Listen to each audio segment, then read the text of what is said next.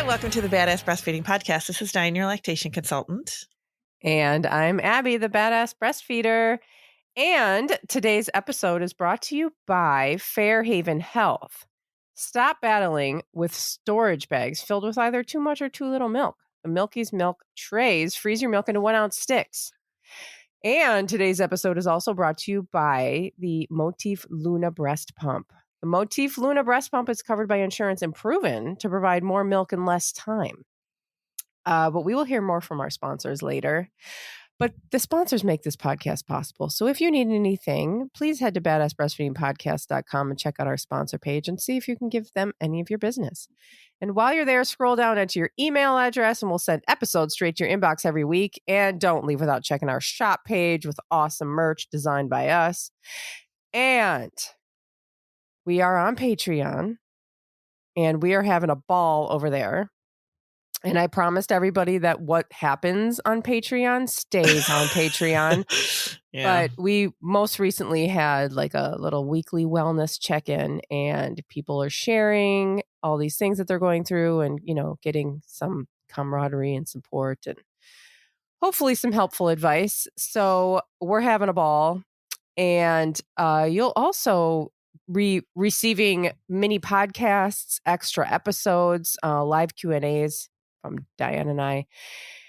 You can check out all of the benefits of each tier at the Badass Breastfeeding Podcast Patreon by clicking the link that's in this episode, the notes in this episode, right under wherever you're listening to it from. I'll put it right at the top. And our shout outs for our newest patrons is, where's the page? Okay. We have Molly M. Elizabeth C. Angela H. I think these are the ones who have joined us this past week. So welcome to them. And hopefully we'll see you there. And we're still hosting this ongoing giveaway for people who leave reviews around the internet on iTunes or anywhere you're able to leave a review or stars. Send us a screenshot to badassbreastfeedingpodcast@gmail.com and we'll send you a little goodie bag of stickers and thank you for nursing in public cards and whatever the hell else Dianne has over there. She always has random stuff. I know I do. And okay. I think finally we can do our review of the week. Yes, I have it here. It says, hi, I'm a mother to my 7-year-old son, Dylan, and my 4-month-old daughter, Delilah. I'm so thankful for my friend shared this podcast with me this past pregnancy. When I tried breastfeeding with my son, I didn't reach my goals with him, and mostly because I just didn't know all the wonderful things about breastfeeding. I'm so grateful to y'all for providing this information. I've learned so much, and Delilah and I have been successful in our breastfeeding journey so far. I was worried about going back to work at 8 weeks, and listening to these episodes really helped ease my anxieties. I share this podcast with everyone I can because it's been so wonderful for me. Thank you from the bottom of my heart. This is lovely because Awesome. I know it's so awesome. But the fact that she just wasn't successful the first time around with her breastfeeding journey, she just didn't have the education or the information. And then the second time around is like, okay, we're doing this and is like going strong. And I just love that. And I think because in my mind, because of the way I am, me personally, if something doesn't work the first time, I'm so hesitant to try again because I don't want to be disappointed. I don't want that feeling of disappointment again. And I love it that people don't think like that, that they're like, okay, it didn't work the first time, but I'm going to try again the second time and see how we do. So I think that is just amazing. And you've done a fantastic job. And Delilah is an adorable name. Yeah, I was thinking the same thing. Yeah, it's so cute. Yeah, I mean, I think many people do become afraid the second time. They're like, it's like traumatizing. I think it depends on how traumatized you are from the first time. Unbelievable how traumatizing it is. And, people just are so afraid, the second time. Some people, obviously, everybody has different experiences. But even if you are afraid that it won't work the second time, you can give it a try.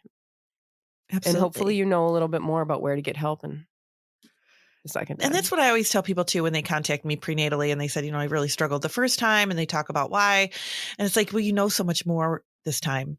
you know, you know so much more. I think the first time you're just like going through it and you don't know what to expect, and your first baby and you're trying to adjust. And, you know, second time, you know a little bit more about what to expect. And I think it makes things a little bit easier. You kind of take away some of that anxiety. I remember Yeah, feeling like, you know, like with my second was twins, but I remember being like, oh my God, what if they don't latch? What if it doesn't work? You know, I'm being really nervous in that way, that it worked the first time. What if it doesn't the second time? Oh, yeah. Yeah. Yeah. I remember thinking the second time, like, hey, I know what I'm doing now. I'm the badass breastfeeder. I can do whatever I want. I can breastfeed. It's going to be awesome. And like, I was like, I didn't know at all what was happening. And like, I was like, I don't remember how to do this. This is totally different. This is so weird. What's happening? Different problems, you know, make it just feel like it's just the first time again. But yeah, I knew where to get help. Makes a huge difference. Yeah, I knew that I should call a lactation consultant. I didn't know what a lactation consultant was with my first. Yeah, it makes a huge difference. And Anyway, along that line, just like kind of along the same line, like we're going to talk about engorgement today. And oh yeah, I think this is something that kind of takes people by surprise with the first baby. Maybe not so much the second time around, because you remember it and you know it's going to happen for the most part. But I think when it is the first time, you're just like, what the hell's happening? But we're going to talk about like kind of what to expect, how to manage it, how to avoid some of it, kind of, if you can, kind of thing. Because there's, you know, a couple different kinds of engorgement. So we're going to talk about it. It is really uncomfortable. It's uncomfortable and people fear it quite a bit. Yeah. And to see your body doing something so weird. Oh my gosh. Like, what the hell is happening? I remember being like, bricked. I know. And I was like little then. I was like skinny. I didn't think I was skinny, of course, but I was a distance runner. So it's like I had, you know, I was just like thin and very much smaller chested than I am now. Much. And I was like, my milk came in and I was like, oh my God, I can't leave the house. I look obscene. Like I felt like I looked obscene, and it was July and all I had was like tank tops to wear. And I was just like, I felt like I couldn't cover up. Like it was really uncomfortable that my body changed like that. And that was just like really surprising to me, because I didn't know that would happen. Like I didn't know what the hell was going on. Do you remember that movie, Look Who's Talking? Yeah. Remember? It's like John Travolta and Kirstie Alley, and she gets pregnant, and then like he's like, I don't know, becomes her friend, babysitter, boyfriend at the end or whatever. But she's pregnant right in the beginning, and she's like looking at her giant boob. I guess she's still pregnant. She's looking at her really big boobs, and she's like in the mirror trying to be like all sultry about it. And then she's just like, ugh. I was not like actually like, no, this is not, because we always think like, oh, your boobs are getting bigger, it'll be awesome. No, that's not how it feels at all. No. Suddenly they're just these strange things. I know. It's like where'd they come from? And it's like overnight too that it happens. So engorgement is, and it can affect people differently, but what it is basically is like how your breasts fill up as you're with the milk. And they call it like, you know, lactogenesis 2, copious milk production. It's when your body's really starting to fill up with that milk for the baby. And it can feel really full and uncomfortable and like warm. And like some people feel very hard. Like it feels like their breasts get really hard. And that is like true engorgement, when your breasts are like rock hard. We don't want that to happen. But people that do not breastfeed, they choose not to breastfeed, and they're not getting that milk out, that is how they feel for a couple of days, is they have that like rock hard, painful, you know, just rock hard, full, painful breasts that aren't going anywhere until it just kind of like goes away.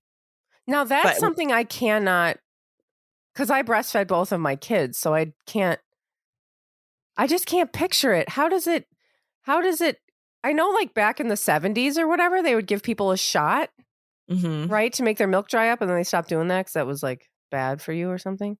Yeah, it was like causing strokes or something. Yeah. Oh, yikes. Yeah, it was like a bad thing. But I don't understand how it can just like go away without like causing so many problems like at first.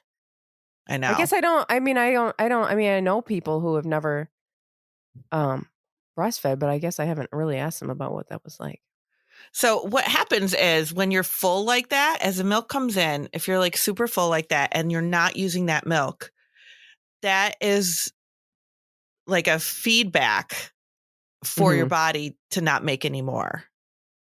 So it's just like super full and it's just going to stop making milk because it's not going anywhere. So right, that figures now there's no baby there, so we don't need to make anymore. Yeah, it's called the feedback inhibitor. So it like doesn't make any more, and your body just has to dry that milk up. So it just doesn't like goes no, it just kind of dries up. It stops making it. There was when I was working at the Pete's office, I remember there was a mom that called and said that, she was not breastfeeding and was really engorged and really uncomfortable. And her OB told her to just bind her breasts with something, with like an ace bandage or something. Yeah. Oh my And God. I was like, wow, that's really uncomfortable. Like, well, that's just going to be like automatic, like clogged ducts and stuff, right? And I feel like that's kind of, I don't know, like really old school, like barbaric almost. Yeah, that is. Yeah. Yeah. And because this is a breastfeeding podcast, I really don't have a lot of feedback to offer for that because I don't really know that much. What I would tell somebody in that situation would be to like pump a little bit, just a little bit to be comfortable and just let her body slowly, dry it up. But I don't even know what to do. Don't bind your breasts. Don't we can say that. Don't do that. But I can tell you exactly how it's defined. So, because I got my big old book out here, which has some really fantastic information about engorgement. And what it says here is engorgement is caused by increased vascular flow. So we got increased blood flow, tissue edema. So we've got swelling working. So we've got increased blood flow, swelling, and the onset of copious milk production that may exceed the infant's ability to extract the milk. When this occurs, compression of the blood vessels and lymphatics can worsen the engorgement. So what they're saying here too, where it says it might exceed the infant's ability to extract the milk, I will have people call me and say, I feel full after the baby's not draining me. I'm like, no, they can't. They can't drain you. It's too much. So your body is going to adjust to what the baby is doing. So you are going to feel full. Your baby might feed and you still might feel like you're a little bit full. And that's where we get into those problems where people will pump afterwards because they feel like they're still full. So then they just pump. Oh. And that's when we get into that situation where that is too much feedback for your body. Yeah. And then your body starts to duplicate how much milk it's making. Yeah. Your body's like, oh, there's like 3 babies here. Right. Which is also interesting too, because people are like, oh, I'm also nursing my toddler. Is there going to be enough milk? Or I have twins. Is there going to be enough milk? Man, there's plenty of milk. Your body's going to make so much milk at first because it's like, we don't know how many babies are here. Exactly. We just need to make a whole bunch of milk. And then it starts to regulate based on what your body needs, and then everything is fine. But I think people start to panic a little bit. And one of the reasons why people start to panic is this that I'm about to talk about right now, because people think they're going to get mastitis. That is one of the biggest fears. Yeah. So it says here, it is not uncommon for the parent to experience a low-grade fever due to inflammation. So I think that's what freaks people out. And I do see that as milk starts to come in, sometimes people do get a little bit of a low grade fever, and that does not mean you're sick. It just means that your body is fighting that inflammation. That's all that is. It's nothing to be like super concerned about. If it goes high, like 101 or more, then I would definitely like see if there was something else going on there. Like, if you had a C-section, is there an infection in the incision or, like something like that? I would double check that it's nothing like that. But for the most part, you're not going to go high like that. It says here also, mastitis does not occur within the first week postpartum. This is really important, everybody, to listen to. because mastitis does not occur in the first week postpartum, as the congestion is related to blood flow and lymphatics rather than an infection. So that fullness in the breast is not going to lead to mastitis because it's just fluid and blood flow. It's not infection. It's fluid and blood flow. That's where that fullness is coming from. That's interesting. I know. It says even past the first week, mastitis first develops as inflammation and then takes more than a few hours or even half a day to develop a true infection. And we just did a whole episode on mastitis, so we can always link back to that. But we talk about this in that episode where it's like infection doesn't happen like in a second, like it does take a little bit longer than that to brew. Primary engorgement occurs within the onset of lactogenesis too. This is typically 3 to 5 days after delivery, although it may be delayed for an additional 1 to 2 days with a cesarean delivery. And we're going to talk about like what can delay your milk and what can delay that, because it can be cesarean deliveries. First time C-sections can cause a delay in milk coming in. Heavy blood loss, hemorrhage, that can cause a delay in milk coming in. So for those people, you might see an extra day or two. And that's okay. Don't panic. It's just normal because your body's going through a lot of stuff. Yeah. So it's normal for it to like have a delay there if there's a little bit more trauma involved. You tend to lose more blood with a C-section too. So it can really, that can happen. Why don't we take a break, and then we're going to talk about is how to manage it and things that can make it worse. So maybe even like things to avoid or try to avoid, or at least once you know what it is, then you can kind of like go, oh, okay, this is causing it, and not panic. So we'll get to that stuff after our break. Sounds good. We'll be right back. Today's episode is brought to you by Fairhaven Health. Are you tired of defrosting breast milk from your storage bags only to find that it's too much or too little milk? What if you could defrost the exact amount of milk you need every time? The Milky's milk trays look like regular ice cube trays, but they have 16 semi-cylinder cavities that each hold 1 ounce of milk. When it's time to feed your baby or prepare bottles for the next day, just pop however many breast milk sticks you need into any type of brand of bottle. Nothing is wasted.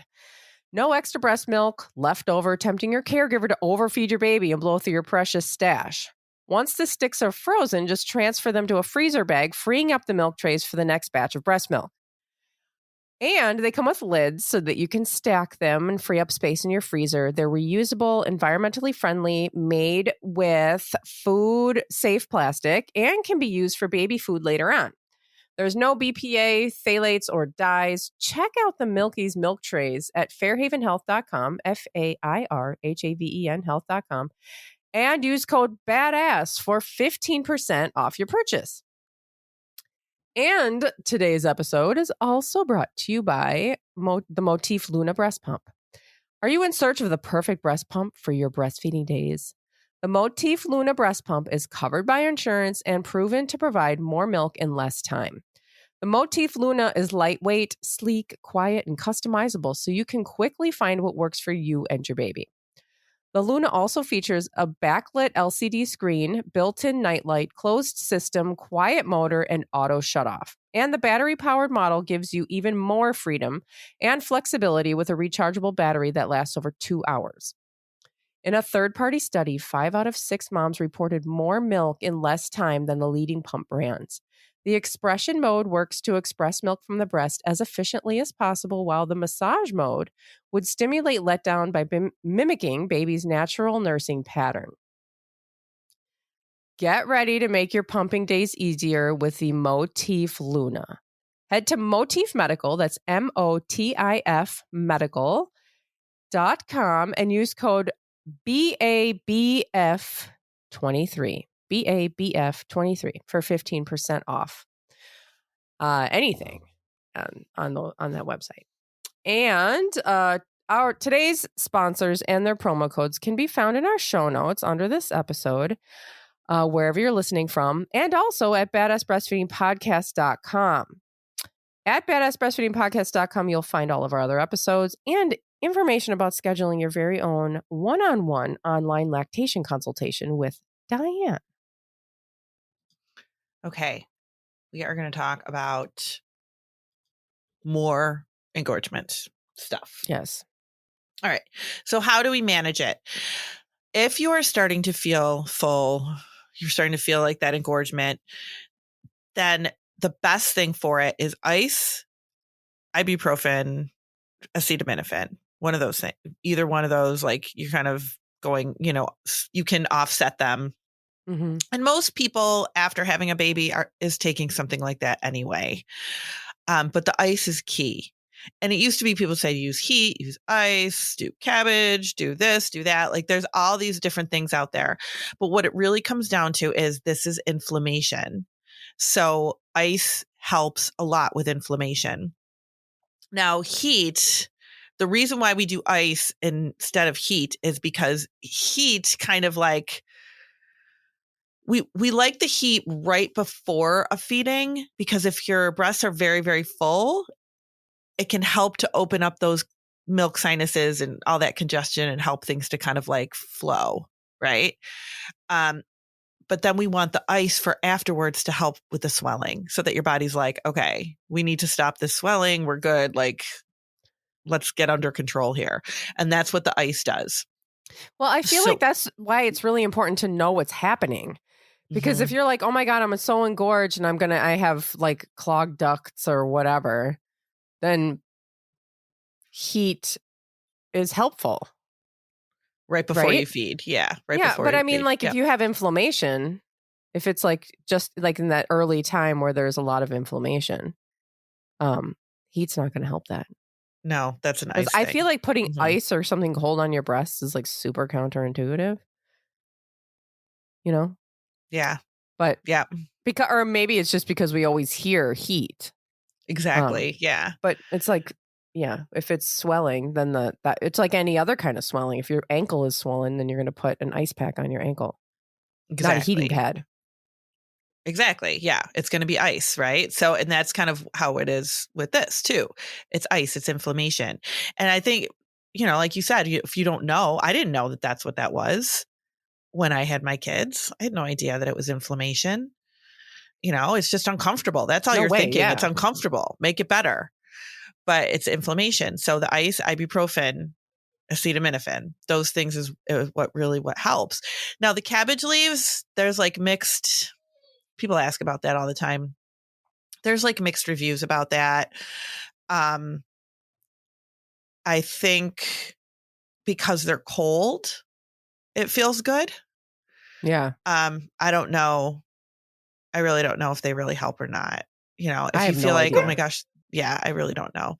They also happen to be like breast shape. You know what I mean? Yeah, I know. Yeah. So yeah, maybe people like it for that. But if you are really trying to, feel better, that can help a lot. Is just the ice. Sorry, I had to kick my dog out. He's whining about stuff. I don't know why he's so concerned about cabbage leaves, but he's really I know a lot to say about it. That's very helpful for him. So what can make it worse? What makes this worse? Skipped feeds can make this worse. Yeah. And secondary engorgement, like how I said, there's a couple different kinds. We're talking right now about like when your milk first comes in and that fullness.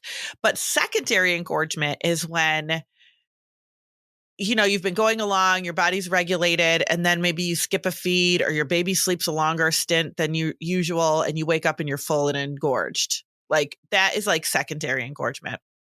But what we're talking about here is like when your milk first comes in.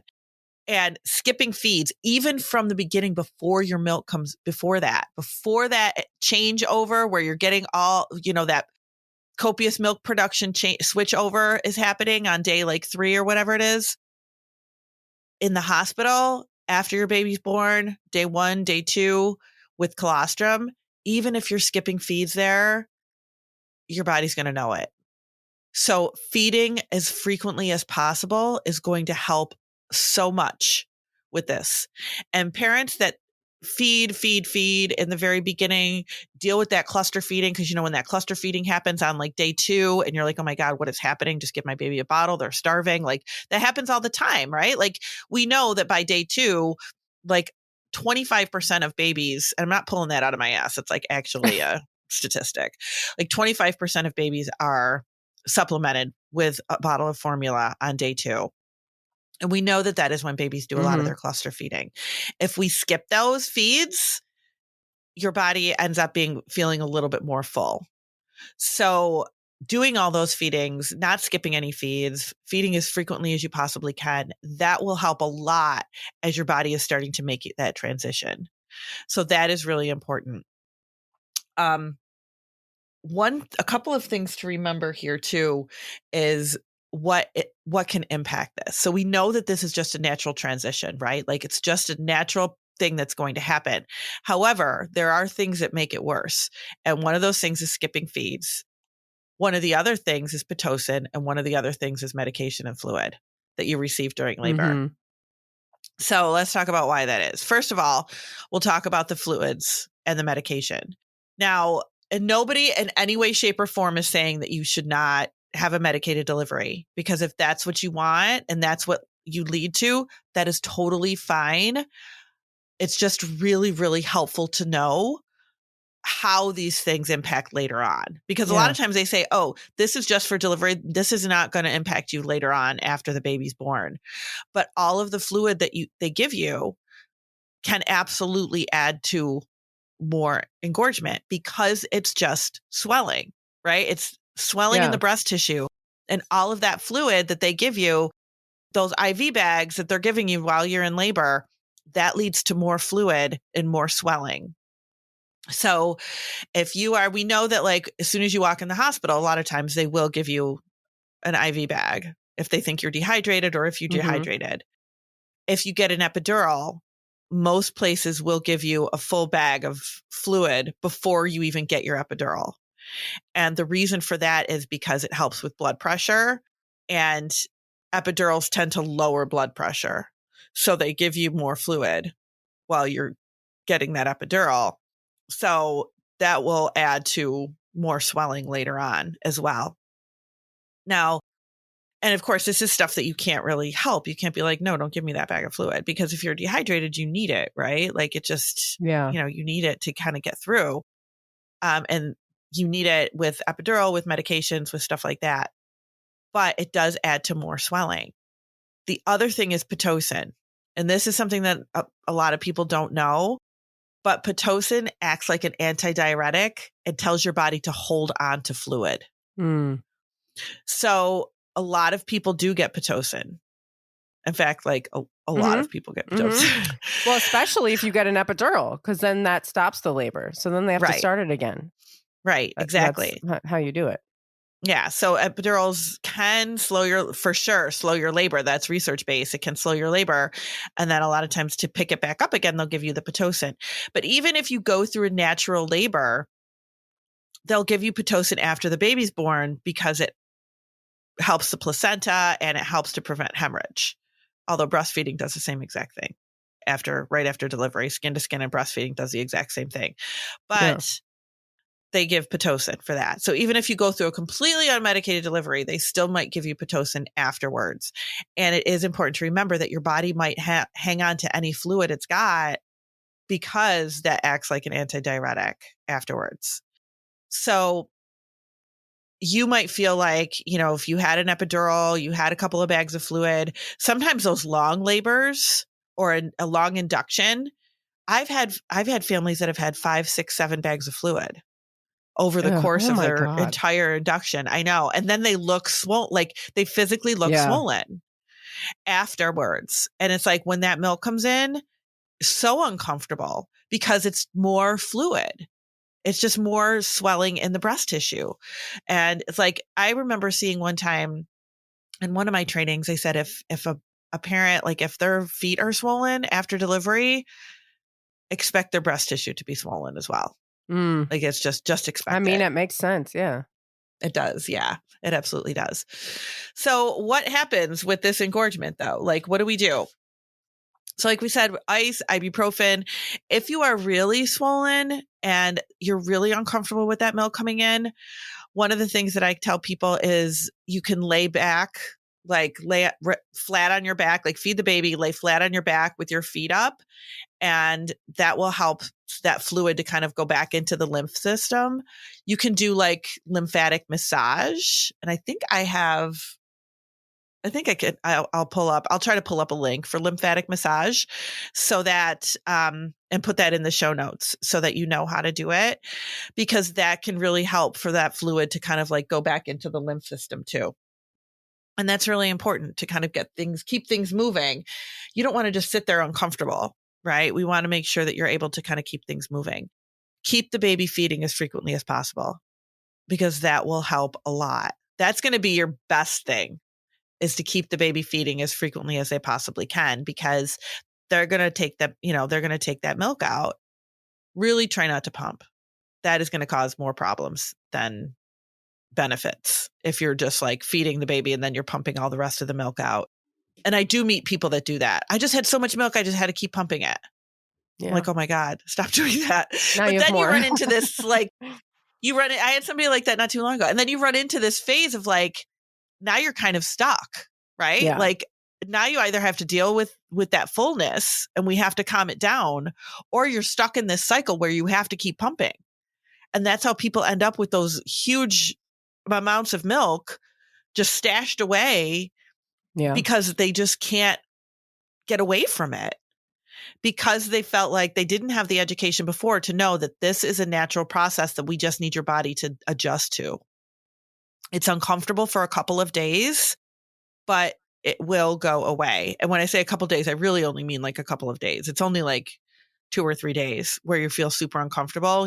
You're doing your ice, you're laying back, you're feeding.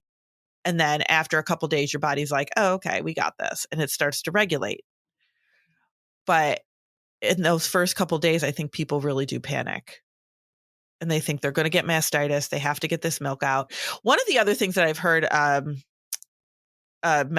breastfeeding doctor, actually, she's a breastfeeding doctor, but one of the things that she says is that people don't realize what a lactating breast feels like. And it feels lumpy. It can feel lumpy and, full. And that really makes people panic, because they're like, oh my God, I've got plugs. I'm going to get mastitis. I'm too full. I've got these plugged ducts. What do I do? Sometimes people feel that engorgement like up into their armpits. Mm-hmm.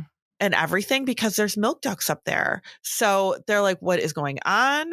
This is weird. Why am I swelling underneath my arms? Why am I so full on the sides? I feel like there's these hard spots. They're not going away. And people really get nervous and scared about that. But that's where like the ice and the ibuprofen, feeding frequently, and that will help it to kind of go away. Now, one of the things that can really kind of happen with this, which can make parents feel kind of frustrated too, is that babies really struggle to latch when the breast is so full. So a couple of things that you can try if you are staying on top of feeds, that should be helpful. But if you're so full that the nipple's kind of like stretched out, flattening out, the breast is so swollen and edematous that there's no because we know what like that swelling feels like. You can't even like get on, like those babies just like trying to latch onto a baseball. They just can't, get on there. So one of the things that is really helpful is called reverse pressure softening. And what that is, and I can put a link to that in the show notes too, is you're really just like putting a little bit of pressure on the areola around the nipple and pushing back that fluid. And that can help the nipple to come out a little bit more. You can also do some position changes like laying back, laying down. Those kinds of things can make it a little bit easier for babies to latch and get on and feed.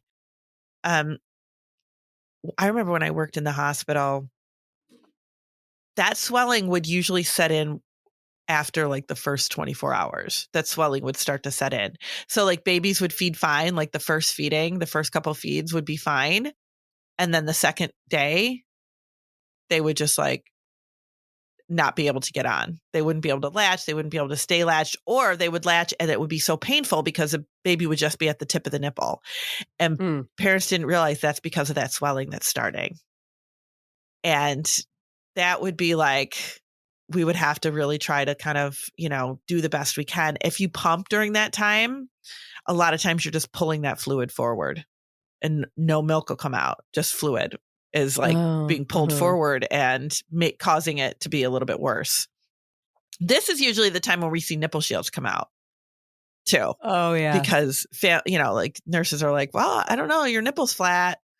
And, the baby's not latching, and they just, kind of give them a nipple shield because they don't know what else to do at that point. And that can feel really like defeating. Yeah. Yeah. Or formula. That's what it is. And usually it's just like, well, here's a nipple shield, try that. And then, well, here's some formula. Yep, exactly. And that's, that's not where we want to be. But knowing this kind of going in can be really helpful because, okay, this is just transient. This is something that's going to go away. We just need to keep feeding. Hand expression can help a lot to get, to move some colostrum out if your baby's not latching well. Of course, if your baby's not latching well, they'll give you a pump. But like I said, pumps don't necessarily do it very well. They're fine for stimulation, but they're not really pulling out anything. It's just pulling a lot of that fluid forward. So a lot of ice, you can ask them for ice in the hospital. Be like, I need to put some ice on my breasts. They feel like they're getting swollen. They're feeling a little full. They're feeling a little heavy. That is very, very normal feeling. And that is totally realistic to ask for some ice in the hospital if you feel like that's happening to you. They might look at you like you're crazy, but yeah, but it's totally helpful. Say, wipe that look off your face and go get me some ice. But like I said, a lot of people are taking like the ibuprofen and stuff like that in the hospital. So that will be helpful too. But the important thing to remember here is like, don't panic because this is a normal transition that your body goes through. And it's only a couple of days. Just feed, ice, ibuprofen, and stay as comfortable as you possibly can. But mastitis will not happen. Don't pump the milk out. We're just trying to keep you comfortable and keep the baby feeding as your body goes through this transition. And that's kind of it. All right. Well, thanks for listening. Thank you. Good luck. Bye. Bye.